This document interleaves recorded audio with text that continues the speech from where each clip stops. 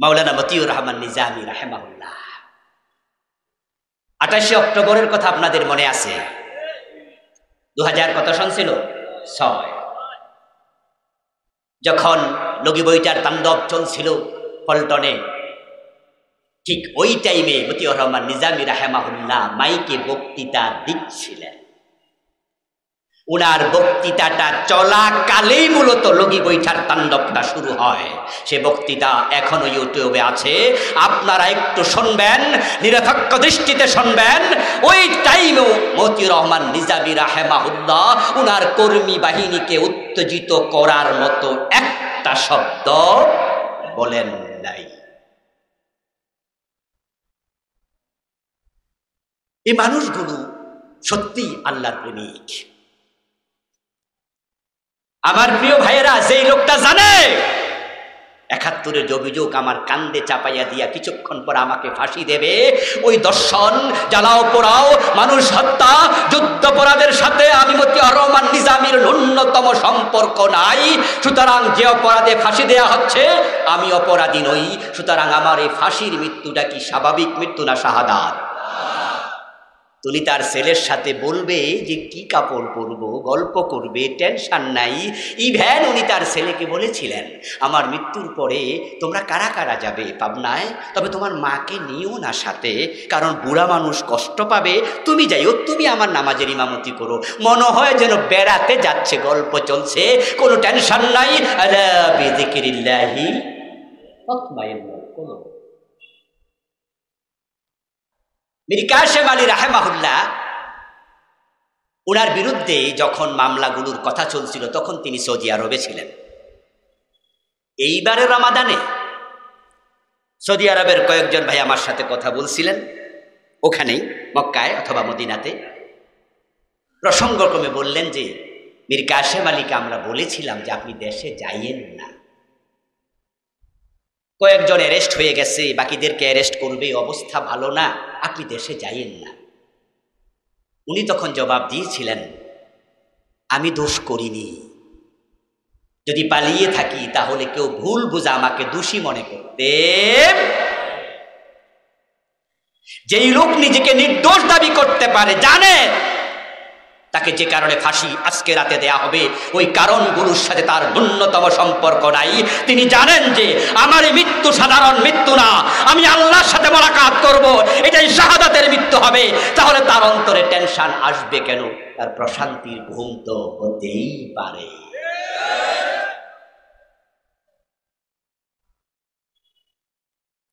আমার প্রিয় ভাইয়েরা, বলছিলাম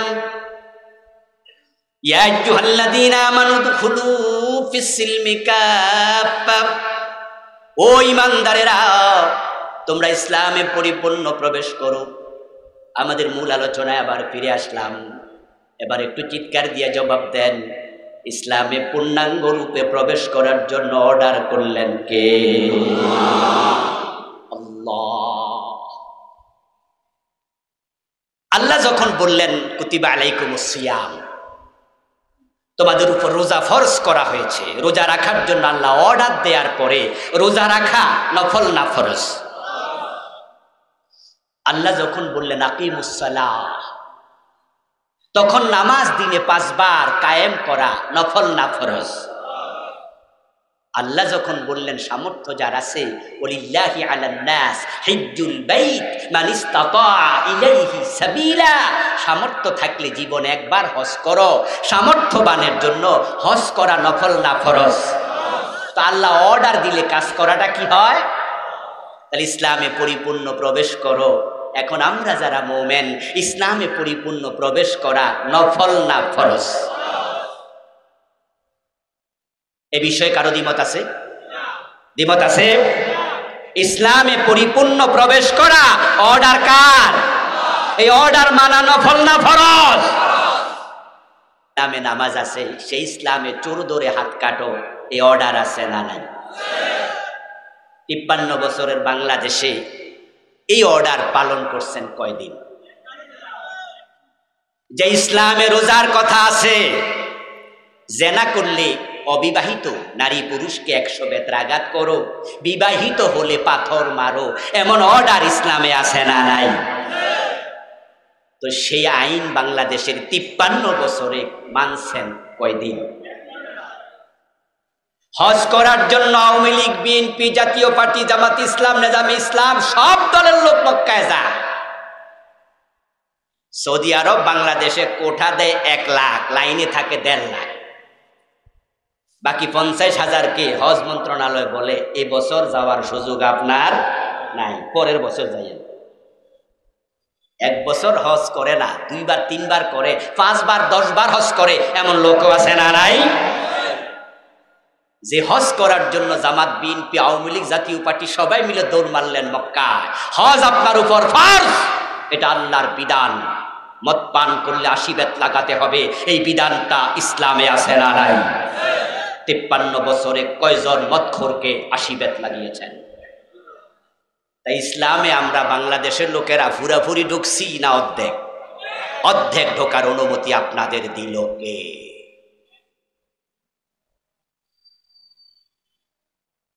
বাংলাদেশ জামাত ইসলামী এই কথাই বলছে চিরদিন, প্রতিষ্ঠার পর থেকে 1941 সাল থেকে। আজকে জামাত ইসলামের উদ্যোগে আয়োজিত এই মাহফিল,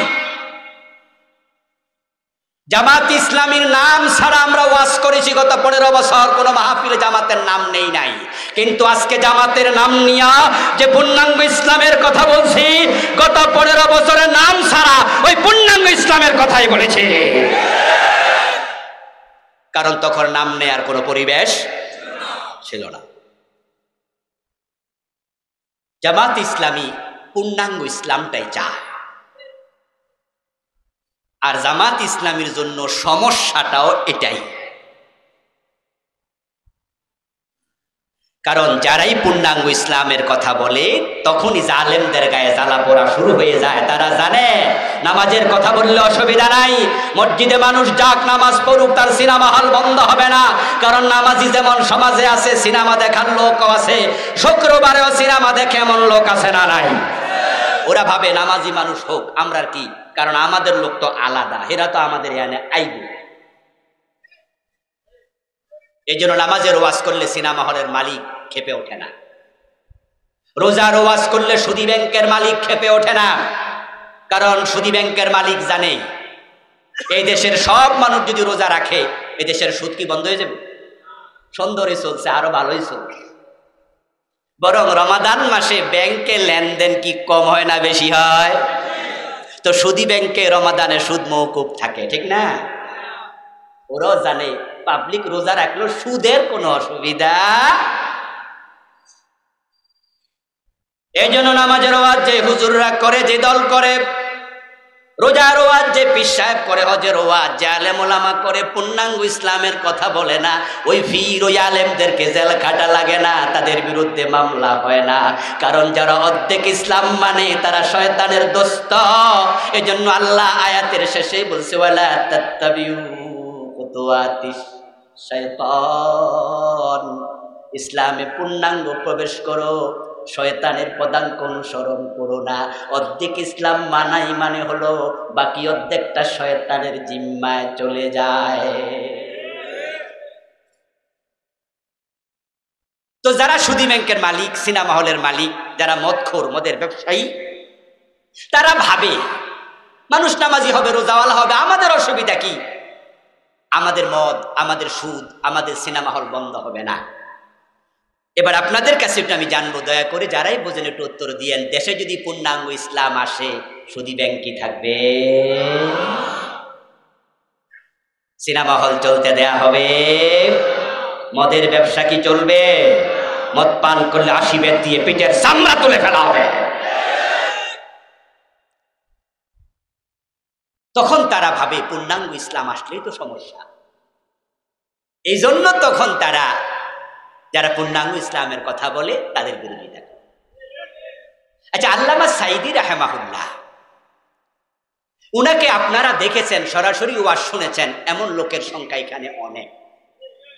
এ কুমিল্লা টাউন হলে, এ কুমিল্লা ঈদগাহের মাঠে আমরা কত ওয়াজ শুনেছি, ঠিক কিনা? আচ্ছা, আল্লামা সাইদি 1971 সনে কি করছে এটা আমি নিজেও দেখি নাই, কারণ আমার জন্মই তো 75-এ, স্বাধীনতার 4 বছর পরে। উনার আগের ইতিহাস আমি জানি না। কিন্তু যখন থেকে তাকে দেখি তখন থেকে তাকে আমি জানি তার মতো একজন মিষ্টভাষী, তার মতো একজন প্রাজ্ঞ বিজ্ঞ মুফাসসির বাংলার জমিনে দ্বিতীয় জন। এই দেশের লোকেরা তার ওয়াজ শোনার জন্য পাগলের মতো দৌড়ে যেত, পঙ্গপালের মতো দৌড়ে যেত।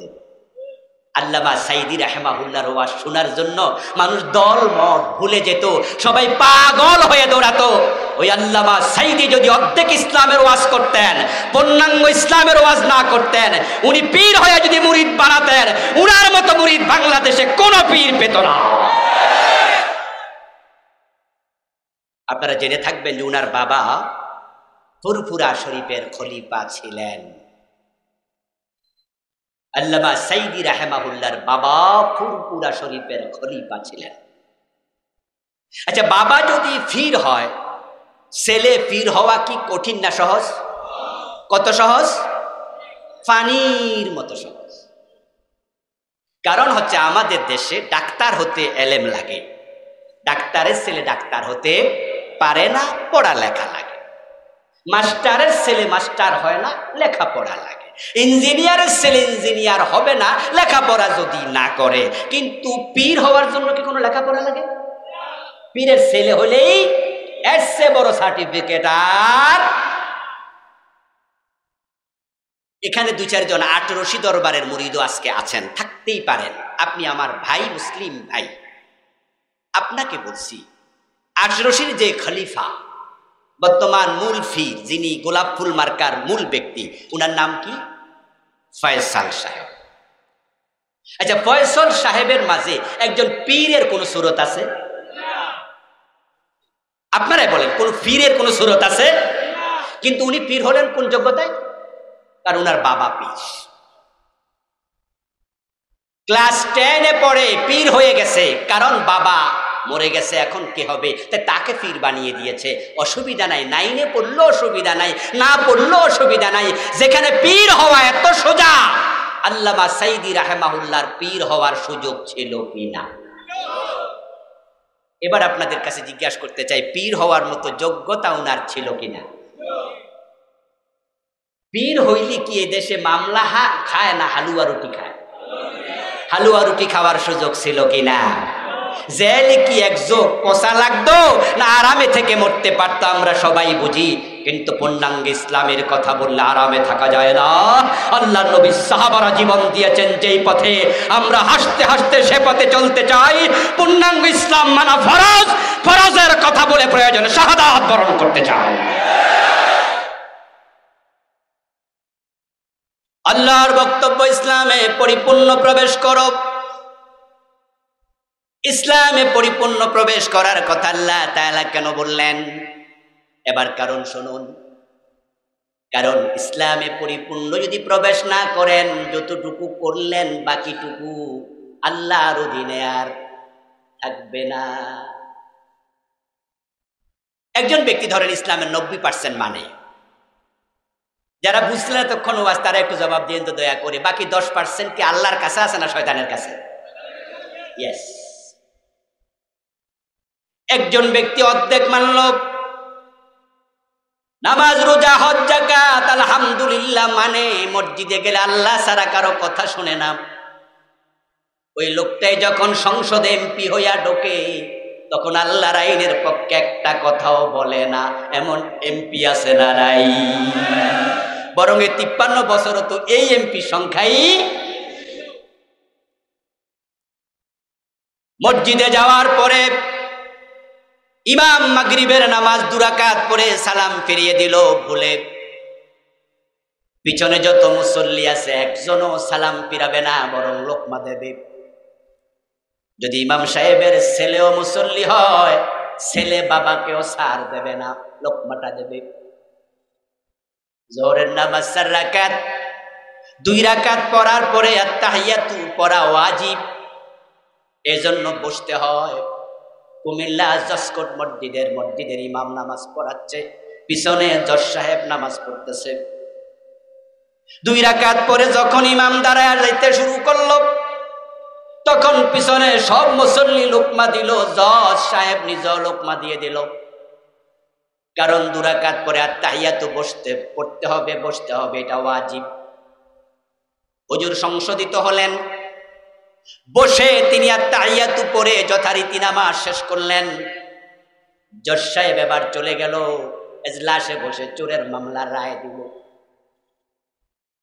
মসজিদে হুজুর যখন ওয়াজিব লঙ্ঘন করছে, জজ সাহেব লোকমা দিয়ে দিল, কিন্তু চোরের মামলার রায় যখন তিনি দেবেন, তখন চোর ধরে হাত কাটার রায় দেয়া জজের জন্য ওয়াজিব না ফরজ? গুরুত্ব কোনটার বেশি? হুজুরের যে ভুল ধরছিল এটার বেশি, না এখন চোর ধরে হাত কাটতে হবে এটার গুরুত্ব বেশি? এখন জজ সাহেব চোর ধরে হাত কাটার রায় জীবনে একদিনও দেয় নাই, এটা যে ফরজ এ নিয়ে তার কোনো চিন্তাও নাই। কারণ এমন জজ, এমন ব্যারিস্টার বাংলাদেশে তৈরি হয়েছে যারা মানুষের আইনের রায় দিতে দিতে দিতে দিতে আল্লাহর আইনের কথা ভুলে গেছে।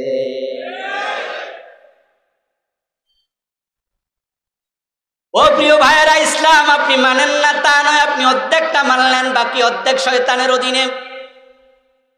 80% মানলেন, বাকি 20% শয়তানের অধীনে। আল্লাহ আবার বলছে, শোনো, ইন্নাহু লাকুম আদুব্বুম মুবিন, শয়তানের কাছে তুমি তোমার ইসলামের কোন অংশ দিও না, পুরা আল্লাহর কাছে দিয়ে দাও। শয়তান তোমার এত বড় দুশ্মন, সে যতটুকু পাবে অতটুকু নিয়ে এমন জোরে টান মারবে, তোমার বাকি 90% ছুটাইয়া দেবে। আমার প্রিয় ভাইরা, ইসলামে পরিপূর্ণ প্রবেশ করে কথাটা বোঝানোর জন্য 1-2টা উদাহরণ দিলে বুঝতে একটু বেশি সহজ হয়। আমরা যখন মশা বেড়ে যায়, তখন মশা থেকে বাঁচার জন্য আমরা মশারি টানাই, টানাই না?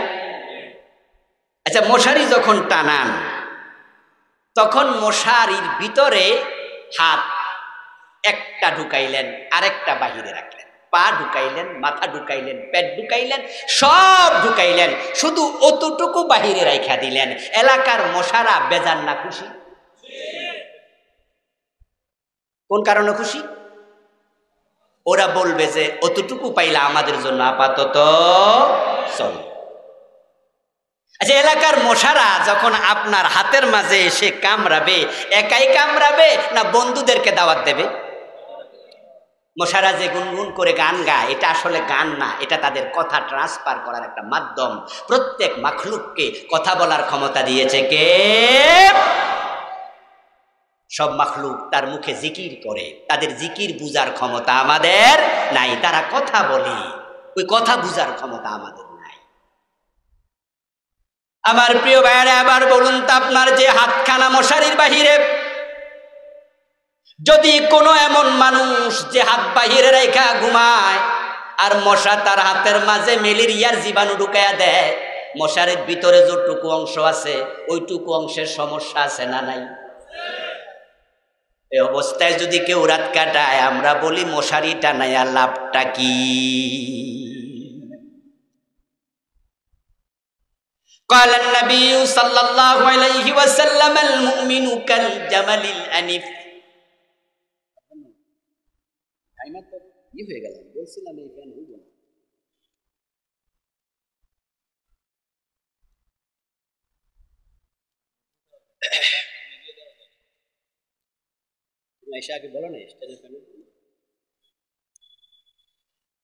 গরমকাল রয়ে গেছে তো, আর আমি হার্টে সমস্যা হলে এমনি গরম বেড়ে যায়, ঘেমে অস্থির হয়ে যাচ্ছে। আচ্ছা, যতটুকু তাড়াতাড়ি সম্ভব শেষ করে দিচ্ছি। প্রিয় ভাইয়েরা, বলছিলাম আল্লাহর হাবিব বলছেন, আল মুমিন কাল জামালিল আনিফ হাইসুমা কিদা ইনকাত। আপনি যখন মুমিন হবেন, মুসলিম হবেন, আল্লাহর জান্নাতে যাওয়ার চিন্তা মাথায় রেখে কালেমা পড়বেন, রাসূলুল্লাহ বলছেন আপনি হওয়া লাগবে সেই ওটের মতো, যেই ওটের নাকের ভিতরে মালিক রশি ঢুকাইয়া দিছে। এত চমৎকার উদাহরণ আমি রাসূলের মুখে শুনে বিস্মিত হয়েছি, কি দারুণ করে বুঝান। আমার প্রিয় ভাইয়েরা, যে ওটের নাকের ভিতরে মালিক রশি ঢুকাইয়া দিছে, ওই ওট কি স্বাধীন না পরাধীন? ওই ওট কি নিজের মন মতো কদম রাখে না মালিকের টান মতো? মালিক রশি টানে যেদিকে, কদম রাখতে বাধ্য সেদিকে। তুমি মুমিন হওয়ার পরে ইসলামের বাহিরে, আল্লাহর কথার বাহিরে একটা কাজ করার অধিকার তোমার। এখন আমাদের দেশের মুসলমানেরা ইসলামকে মানছে না তা নয়, অতটুকু মানে যতটুকু সুবিধা, যতটুকু মানলে কোনো লস নাই। প্রিয় ভাইয়েরা, আপনি যদি তাই মনে করেন তাহলে আপনি কি আত্মসমর্পণকারী না সুবিধাবাদী? ইসলাম হচ্ছে আত্মসমর্পণ করার ধর্ম, যেখানে আল্লাহর কথার বাহিরে চলার কোনো অধিকার নাই। আল্লাহ রহমান নাম, গাফফার নাম আমাদেরকে অনেক সময় ধোকায় ফেলে। এই নামগুলোর ওয়াজ শুনতে শুনতে আমরা আল্লাহর নাম যে জব্বার, আল্লাহর আরেকটা নাম কাহ্হার, আমরা এগুলো ভুলতে বসেছি। আপনারা যারা আমার ওয়াজ শুনছেন এবং বুঝছেন তারা একটু জবাব দিবেন দয়া করে। রহমান আল্লাহর নাম, সে আল্লাহর নামের মাঝে কাহ্হার আছে না নাই? গফফার আল্লাহর নাম, ওই আল্লাহর নামের মাঝে জব্বার আছে না নাই? আপনি এই দুইটা শুনে ধোকায় পড়লেন কেন? বাকি নাম আপনি ভুলে গেলেন কেন? আপনি ইসলাম অর্ধেক মেনে বাকিটা ছেড়ে দিলেন কেন? আজকের মাহফিলে টাকনু গিরার নিচে কাপড় পরে মাহফিলে আসছে এমন প্যান্টওয়ালা, লুঙ্গিওয়ালা, পায়জামাওয়ালা শ্রোতা আছে না নাই? টাকনু গিরার নিচে কাপড় পরা পুরুষের জন্য জায়েজ না হারাম? তো ইসলামে হারাম আপনি ঢুকাইলেন কেন? আল্লাহর ভয় আপনার কলিজা থেকে কে সরায়? এটা তো কবিরা গুনাহ, এটা তো হারাম। আজকের মাহফিলে আসতে সিগারেট টানতে টানতে আসছে, আবার যাওয়ার সময় সিগারেট টানতে টানতে বাড়িতে যাবে, এমন শ্রোতা আছে না নাই? ধূমপান করা কবিরা গুনাহ, কবিরা গুনাহ। মাকরু তাহরিমি হলো কবিরা গুনাহ, হারাম হলো কবিরা গুনাহ। কারণ মাকরু তাহরিমি এবং হারাম কবিরা গুনার ক্ষেত্রে দুটার হুকুম এক। কিসে আপনাকে আল্লাহর ভয় কলিজা থেকে সরাই দিল? আজকের মাহফিলে আসছেন অথচ আপনার বউ পর্দা করে না, নিজের মেয়েটা বোরকা ছাড়া স্কুলে যায়, কলেজে যায়, এমন বাবা আজকের মাহফিলে আসে না নাই? আল্লাহর বক্তব্য কু আনফুসাকুম ওয়া আহলিকুম নার। প্রিয় ভাইয়েরা, যুদ্ধের মাঠে রাসূলুল্লাহ সাল্লাল্লাহু আলাইহি ওয়াসাল্লাম বসে আছেন তাঁবুতে, যুদ্ধ চলছে। হয়তো প্রিয় নবী ওই মুহূর্তে একটু বিশ্রাম করছিলেন। এই অবস্থায় কেউ একজন আসলেন, এসে বললেন, ইয়া রাসূলুল্লাহ ফুলানুন উস্তুশহিদা, ও আল্লাহর নবী অমুক আজকের যুদ্ধের ময়দানে শহীদ হয়ে গেছে। রাসূলুল্লাহর এক ব্যক্তি এক সাহাবীর ব্যাপারে এসে আর এক সাহাবী মেসেজ দিচ্ছে, ফুলানুন উস্তুশহিদা, অমুক যুদ্ধে আজকে শহীদ হয়েছে। আল্লাহর নবী শোনার সাথে সাথে বললেন, কাল্লা রাআইতুহু ফিন্নারি বিআবাতিন কাদ গাল্লাহা, অসম্ভব, তুমি যার নাম শোনালে সে শহীদ হতে পারে না, কারণ আমি নবী মুহাম্মদ তাকে জাহান্নামে দেখে এসেছি। মেরাজের রাতে রাসূল জাহান্নামে পরিদর্শন করছেন, জান্নাত দেখেছেন, এমন ঘটনা কি আপনারা শুনছেন? হ্যাঁ, মেরাজের রাতে প্রিয় নবীজি সাল্লাল্লাহু আলাইহি সাল্লাম নিজের চোখে জান্নাত জাহান্নাম দেখেছেন। রাসূলুল্লাহ বলে, কাদ রাআইতুহু ফিন্নার, তুমি যে লোকের কথা বললা অমুক শহীদ হয়ে গেছে, আমি তাকে জাহান্নামে দেখে এসেছি। শহীদ কি জাহান্নামী হয় না? এবার রাসূল বলছে, বিআবাতিন কাদ গাল্লাহা, সে জাহান্নামী হওয়ার কারণ হচ্ছে অমুক যুদ্ধের গনিমতের মাল থেকে সে একটি চাদর চুরি করেছিল। তাহলে একটা চাদর চুরি করার কারণে ওই লোক হয়তো তাওবা করেনি, আর তাওবা না করার কারণে যুদ্ধের মাঠে মারা গেছে, আল্লাহ তাকে শহীদ হতে দেননি। যুদ্ধের মাঠে মারা যাওয়ার পরেও শাহাদাত নসিব হয়নি, একটা চাদর চুরি করেছে। সহিহ বুখারীতে এসেছে, প্রিয় নবী সাল্লাল্লাহু আলাইহি ওয়াসাল্লাম যাচ্ছিলেন মদিনার কোন এক কবরস্থানের পাশ দিয়ে। দুটি নতুন কবর তিনি দেখলেন। রাসূলুল্লাহ সাল্লাল্লাহু আলাইহি ওয়াসাল্লামের কিছু স্পেশালিটি ছিল, বিশেষ গুণ ছিল, যেটা দুনিয়ার অন্য কোনো মানুষের ছিল না। যেমন আমরা সামনের চোখ দিয়ে যেভাবে দেখি, রাসূলুল্লাহ গর্দান দিয়ে সেভাবে দেখতেন। সুবহানাল্লাহ পড়েন। উনি পিছন থেকে সেভাবে দেখতেন, আমরা সামনে থেকে যেভাবে। আমাদের গা ঘর্মাক্ত হলে ঘাম বের হয়, ঘামের সাথে বের হয় দুর্গন্ধ, কিন্তু রাসূলুল্লাহর ঘামের মাঝে ছিল আতরের মতো সুগন্ধ। স্পেশালিটি। উম্মত যদি বিয়ে করতে চায়, একসাথে 4টার বেশি বিয়ে করতে কোন মুসলিম পারবে না। প্রিয় নবী বিয়ে করেছেন 11টি, একসাথে জীবিত ছিলেন স্ত্রী 9 জন। এটা রাসূলের স্পেশালিটি। তার মাঝে একটা ছিল, উনি কবরের পাশ দিয়ে হেঁটে গেলে কবরের ভিতরে যারা আছেন তারা কে কেমন আছেন রাসূল উপর থেকে দেখতে পেতেন। মদিনার গোরস্থানের পাশ দিয়ে রাসূল যাচ্ছেন, দুটি নতুন কবর দেখে প্রিয় নবীজি বললেন, ইন্নাহুমা লা ইউআযাবান ওয়া মা ইউআযাবান ফি কাবীর। প্রিয় নবীজি বলছেন, এই দুইটা কবরের শাস্তি চলছে, এই দুইটা কবরে আযাব চলতেছে। তারপর কিছুক্ষণ পরে তিনি বললেন, আম্মা হাদুহুমা ইয়ামশি বিন নামিমা ওয়া আম্মাল আখারু লা ইস্তাতিরু আন বাউলিহি। প্রিয় নবী আবার বলছে, শোনো আমার সাহাবারা, এই কবরে শাস্তি চলার কারণ হলো, এই কবরে যে লোকটা আছে, এই লোকটা একজনের কথা আর একজনের কানে লাগাইয়া পেঁচ লাগাইতো, ছগলখড়ি করত। এমন লোক আমাদের দেশে আছে না? নাই। একজনের পেঁচ আরেকজনের কাছে লাগাই দিয়া মুস্কি মুস্কি হাসে, পান খায় আর মনে মনে করে যাক লাগাই দিছি, এবার চলুক। আমার প্রিয় ভাইয়েরা, রাসূলুল্লাহ বলছে লোকটা নামিমা করতো, নাম্মাম ছিল। দ্বিতীয় জনের দিকে তাকায় রাসূলুল্লাহ সাল্লাল্লাহু আলাইহি ওয়াসাল্লাম বলছেন, বাকি কবরস্থানে যে আছে গোরস্থা কবরে, তার সমস্যা কি? তার সমস্যা হলো ইস্তাতিরু আন বাউলিহি, সে নিজের প্রস্রাব থেকে ভালো করে পবিত্র হতো না। প্রস্রাব কইরা সাথে সাথে দাঁড়াইয়া যায়, প্রস্রাব কইরা হাইটা যায়, সামনে প্যান্ট একটু ভিজা রইছে প্রস্রাব লাইগা, এমন কিছু হতভাগা আছে না নাই? প্রস্রাব কইরা টিস্যুটা পর্যন্ত নেয় না, কুত্তার মতো খাড়ায় খাড়ায় প্রস্রাব করে না, তারপর একটা লাড়া দিয়া খাইটা সেন্ট করে।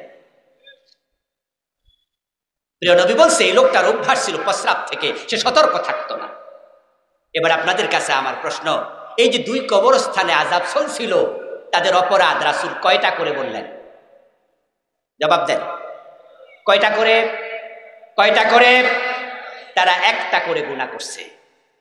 এবার আপনি আজকে মাঠে আমরা যারা আছি, আমল নামায় কোনো গুনাহ নাই এমন আমরা কয়জন আছি? আমাদের আমল নামায় গুনাহ কি একটা না বেশি? তাহলে এই জাতীয় চরিত্র নিয়ে আপনি মরবেন কোন সাহসে? এই জন্য ইসলামকে পরিপূর্ণ অনুসরণ করুন। যেখানে ঘাটতি হবে সেখানে তাওবা করতে হবে। তাওবা না করে মরলে একটা কবিরা গুনাহ জাহান্নামে যাওয়ার কারণ হয়ে যেতে। প্রিয় ভাইয়েরা, আরেকটি হাদিস,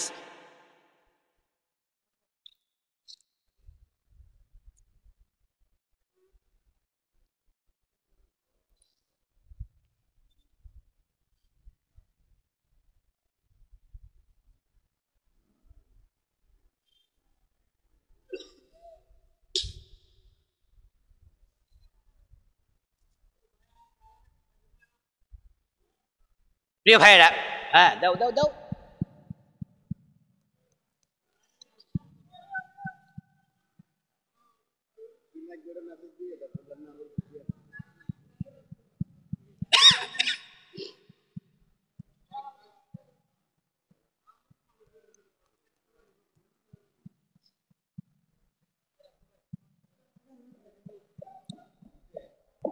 প্রিয় ভাইয়েরা, আমরা আলোচনার শেষ দিকে চলে আসছি, যাওয়া দরকার নেই, আমরা একসাথে দোয়া করে যাব, ঠিক আছে ভাইরা? একটু বসেন। রাসূলুল্লাহ সাল্লাল্লাহু আলাইহি ওয়াসাল্লাম যুদ্ধের ময়দানে, এই অবস্থায় একজন সাহাবী এসে বললেন, ইয়া রাসূলুল্লাহ, আজকের যুদ্ধে ওমর সবচেয়ে বেশি বীরত্ব প্রদর্শন করছে।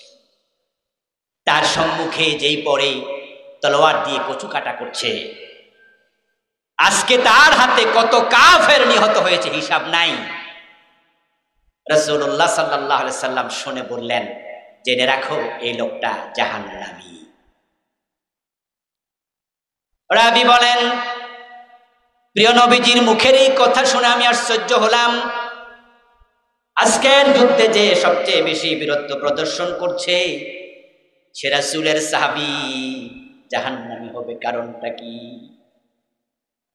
তাই আমি সিদ্ধান্ত নিলাম, এর কারণ আমি উদ্ঘাটন করে ছাড়বই।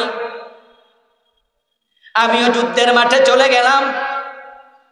ওই বীরত্ব প্রদর্শনকারী সাহাবী যেই দিকে যুদ্ধ করতে করতে সামনে যায়, আমিও তার পিছু নিলাম। আমি আজকে এটার শেষ পর্যন্ত দেখে নেব কারণটা কি। দেখতে পেলাম এক পর্যায়ে ওই লোকটা যুদ্ধের মাঠে দারুণ আহত হলো। প্রতিপক্ষ তাকেও আঘাত করলো, প্রতিপক্ষের আঘাতে সে আহত হলো।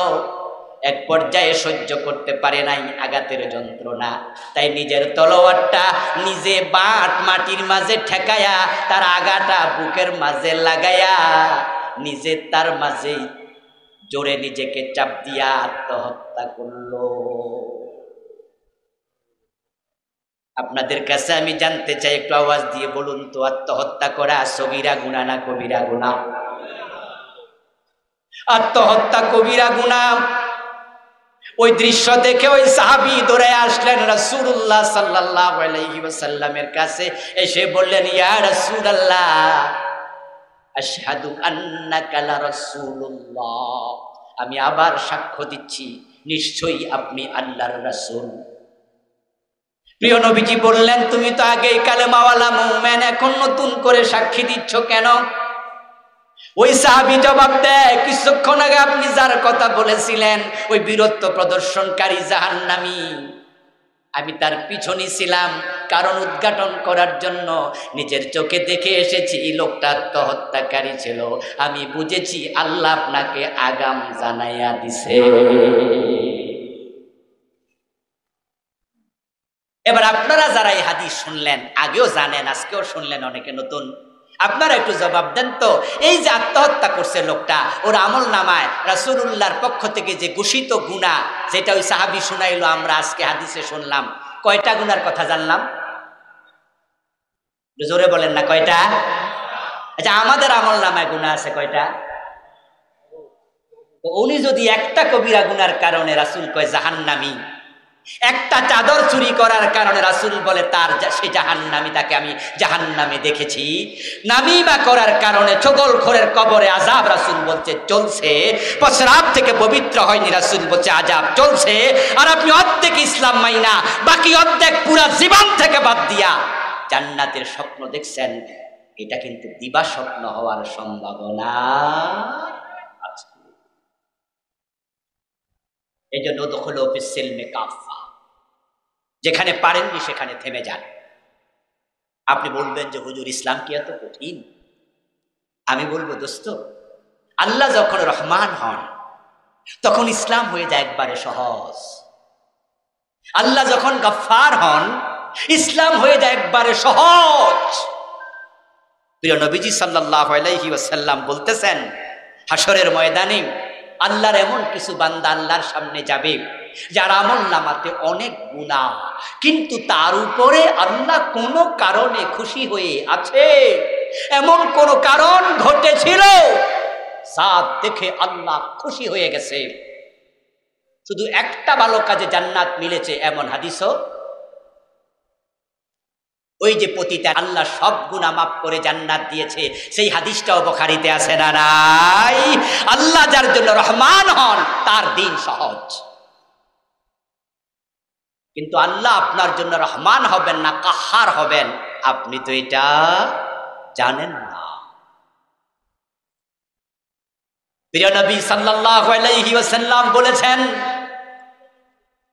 আল্লাহ যখন কাহার হবে হাসরের ময়দানে, আল্লাহর দিকে তাকানোর সাহস কোন নবী পর্যন্ত করবে না। সব নবী বলবে নফসি নফসি নফসি। সে আদম আলাইহিস সালাম একটি অপরাধ করেছিলেন, একটি কথা আল্লাহর অমান্য করেছিলেন, সে আদমকে আল্লাহ ক্ষমা করেছিলেন।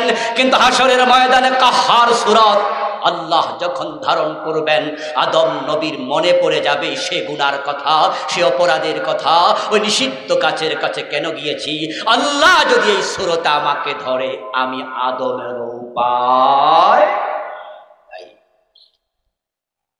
এই জন্য প্রিয় ভাইয়েরা, আসুন আত্মসমালোচনা করুন। قال النبي صلى الله عليه وسلم الكيس من دان نفس وعمل لما بعد الموت। দুনিয়াতে সে সবচেয়ে চালাক মানুষ যে নিজের দোষ নিজে খোঁজে, আত্মসমালোচনা করে, রাতে ঘুমানোর আগে মাথায় বালিশে মাথায় রেখে তখন আপনি চোখ বন্ধ করে ভাববেন আজকে কয়বার চোখের খেয়ানত করেছেন, আজকে লেনদেনে কাকে ঠকিয়েছেন, ওজনে কম দিলেন কিনা, মালে বেজাল দিলেন কিনা, মিথ্যা কথা বললেন কিনা, গীবত হলো কিনা, চগলখড়ি হলো কিনা, কি কি গুনাহ আজকে করেছি। নিজের দোষ নিজে খুঁজবেন, তাওবা করে তারপরে ঘুমাবেন। আর যদি মানুষ তাওবা করে, তার গুনাহ যদি আকাশ পরিমাণ হয়ে যায়, রাসূলুল্লাহ বলছেন আল্লাহ সকল গুনাহ তাওবাকারীকে এমনভাবেই ক্ষমা করে কামাল্লা যামবা লাহু, যেন সে জীবনে কোনো গুনাহই করে নাই। আল্লাহ তাআলা আমাদের সকলকে জীবনের সব জায়গায় আল্লাহর দ্বীন মেনে চলার মতো মানসিকতা দান করুন, সেই পথে এগিয়ে যাওয়ার সুযোগ দিন। প্রিয় ভাইয়েরা, 53 বছর পরে বাংলাদেশ নতুন এক সময় পেয়েছে। রাষ্ট্রীয়ভাবে ইসলাম কায়েম করার সুযোগ আল্লাহ আমাদের হাতে দিয়ে দিয়েছেন। 71-এর পর 72-এ সংবিধান লেখা হয়েছে। 72-এর পর থেকে এত বছর পর্যন্ত কোন সরকার সংবিধান পরিপূর্ণ পরিবর্তন করেনি, করার সাহস করেনি। নিজেদের সুবিধা মতো উপধারা, মূলধারা 1টা 2টা 17 বার পরিবর্তন, 18 বার পরিবর্তন করেছে কম বেশি। কিন্তু আল্লাহ এবার এমন সুযোগ দিয়েছে, আগস্ট বিপ্লবের পরে বর্তমানে যদি সরকার চায় গণভোটের মাধ্যমে আগের সংবিধান পরিপূর্ণ বাতিল করে নতুন সংবিধান লেখারও সুযোগ আছে না? এখন প্রধানমন্ত্রী বলতে বাংলাদেশে কেউ নাই, মন্ত্রী পরিষদ বলতে কিচ্ছু নাই, এমপি বলতে 300 আসনে একজন এমপিও নাই, সব আলতামের স্থগিত, মেয়র নাই, উপজেলার চেয়ারম্যান নাই। তাহলে বোঝা যায় নতুন করে সংবিধান লেখার সুযোগ যেহেতু আছে, আমরা আলেম ওলামারা, ইসলাম প্রিয় তাওহীদি জনতা এক হয়ে যেতে চাই। ধর্মনিরপেক্ষ সংবিধান আমরা আর চাই না। এই সংবিধান বাংলাদেশে শান্তি দিতে পারেনি, আমরা আল্লাহর কোরআনকে সংবিধান হিসাবে দেখতে চাই।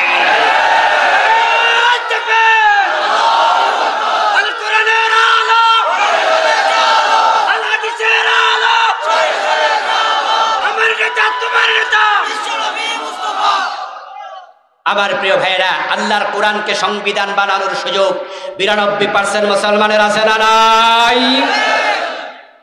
মানুষ যদি জেগে ওঠে তাহলে রেজাল্ট কি হয় এটা আমরা আগস্টের 5 তারিখ দেখেছি। আপনারা জেগে ওঠুন কোরআনের পক্ষে। ডক্টর ইউনূস এবং তার অন্তর্বর্তীকালীন সরকার নিরপেক্ষ নির্বাচন যখন দেবে, 1 বছর পর, 2 বছর পর, 3 বছর পর যখনই দেয়, আমরা কোরআনওয়ালা যদি একমত হয়ে যাই, আমরা আর বিএনপি, আওয়ামী লীগ, জাতীয় পার্টি চাই না। আমরা কোরআনের পক্ষে আলেমরা একমত হয়ে ইসলামের বাংলাদেশ দেখতে চাই। এজন্য আসুন আলেম ওলামারা আমরা ইখতিলাফ ভুলে যাব, অতীত পিছনে ফেলে দিতে চাই। কেউ কিয়াম করেন, কেউ কিয়াম করেন না। কেউ ঈদে মিলাদুন নবী পালন করছেন, কেউ সিরাতুন নবী পালন করছেন। কেউ জোরে আমিন বলছেন, কেউ আস্তে আমিন বলছেন। কেউ বুকে হাত বাঁধছেন, কেউ নাভির নিচে বাঁধছেন। আপনারা যারা ইসলামের বিধানগুলো নিয়ে ইখতিলাফ করছেন, প্রত্যেকেই তাদের ইখতিলাফের পক্ষে কোরআন হাদিসের দলিলও আবার দিচ্ছেন। এতে বোঝা যায় আমাদের ইখতিলাফগুলো কোরআন হাদিস কেন্দ্রিকের বাহিরে নয়। আমাদের বিভক্তি কোরআন হাদিসকে সামনে নিয়ে লা ইলাহা ইল্লাল্লাহ মুহাম্মাদুর রাসূলুল্লাহ এই কালেমা নিয়ে আমাদের মাঝে কোনো ইখতিলাফ যেহেতু নেই, এই কোরআন নিয়ে ইখতিলাফ নেই, আগামী নির্বাচনকে সামনে রেখে সব ইখতিলাফ ভুলে গিয়ে আলেমরা যদি একমত হয়ে যায়, জালেমরা বাংলাদেশে মাথা তুলে দাঁড়াতে পারবে না। আল্লাহর দেয় সুযোগ যদি এবার আপনারা আলেমরা কাজে না লাগান, ঐক্যবদ্ধ না হন, আদালতে আখেরাতে আপনারা আসামির কাঠগড়ায় দাঁড়ানোর সম্ভাবনা আছে। এ জাতি আলেমদের দিকে তাকিয়ে আছে। ঠিক কিনা, ঠিক কিনা, ঠিক কিনা? সারসেনা, সোনাকান্দা, ধামতি, ফোরপুরা, জামাত ইসলাম, নেজামে ইসলাম, খেলাফত আন্দোলন, সরমনাই, যারা আমরা তাবলিগ জামাত, আমরা যারা আছি, আমরা তো সকল ইসলামকে ভালোবাসি, ঠিক না? সকল ইসলামকে ভালোবাসি, এখানে আমাদের কারো কোনো দ্বিমত নাই। ইসলামের জন্য আমরা এক হয়ে যাই। কোরআনকে যদি আমরা দেশের সংসদ ভবনে পাঠাতে পারি, নামাজ পড়ো, নামাজ পড়ো, ওয়াজের আর প্রয়োজন হবে না, আইন হয়ে যাবে। আজান হলে দোকান বন্ধ করো, দোকান বন্ধ করবা না, দোকানে তালা লাগিয়ে দেওয়া হবে, নামাজ না পড়লে জেলে নেওয়া হবে, মসজিদগুলোতে জায়গা দেওয়া যাবে না। এই সুয়াগাজী বাজারের জামে মসজিদে বিভিন্ন ওয়াক্তে 2 বার 3 বার 5 বার জামাত হওয়া লাগবে। মানুষ জায়গা দিতে পারবেন। কোরআনকে যদি সংবিধান বানিয়ে দেয়া যায়, তাহলে বোরকা পরো, বোরকা পরো বলার প্রয়োজন হবে না, আইন করে দেয়া হবে। ইফতিজিং করলে যেমন 6 মাসের জেল দেয়া হতো, যে সমস্ত মেয়েরা বেহায়া পড়ার পোশাক পরবে তাদেরকেও আইনের আওতায় আনা হবে। 1 সপ্তাহ 2 সপ্তাহ করে দেখবে বাংলাদেশের নারীরা বোরকা পরে সবাই রাস্তায় নামবে, সুদ বন্ধ হয়ে যাবে, ঘোষ বন্ধ হয়ে যাবে। ছাত্র জনতার বিপ্লবের পরে বাংলাদেশের থানাগুলোতে ঘোষ আগের মতো চলে না, কিছু কমছে। বরং ঢাকা শহরে আমরা দেখি অনেক ট্রাফিক পুলিশের মন খারাপ, লাঠিমারি লইয়া সামনে পাশে খাড়াইতে। তো লোকজনকে সমালোচনা করতে শুনি, বলে উপরই পায় না, ইনকামও কম, তাই মোড়টাও একটু নষ্ট হয়ে গেছে, কাজের মাঝে চাঞ্চল্য কম। 5ই আগস্টের বিপ্লবের পরে আমরা ইসলামী সরকার পাইনি, পেয়েছি ডক্টর ইউনূসের অধীনে একটি অন্তর্বর্তীকালীন সরকার।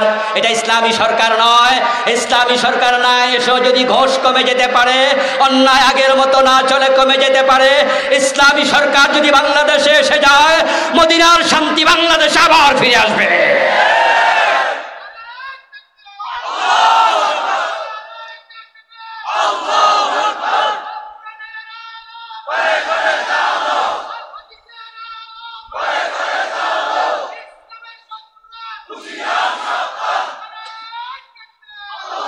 আমার ভাইয়ের, আপনারা যদি 53 বছর ধর্মনিরপেক্ষ সংবিধানের শাসন দেখতে পারেন, পরীক্ষা স্বরূপ 5 বছর কোরআনের শাসন দেখার জন্য প্রস্তুতি নেওয়া দরকার আছে না নাই? আবার প্রশ্ন করছি, 53 বছর যদি ধর্মনিরপেক্ষ সংবিধানের শাসন দেখতে পারেন, আগামী 5 বছর আল্লাহর কোরআনের সংবিধানের শাসন দেখার জন্য শুধু পরিকল্পনা না, এখন থেকে কাজ শুরু করা দরকার আছে না নাই? আল্লাহর কোরআনকে জমিনে কায়েমের জন্য কাজ করতে কারা কারা রাজি আছেন? 2 হাত তুলে দেখান।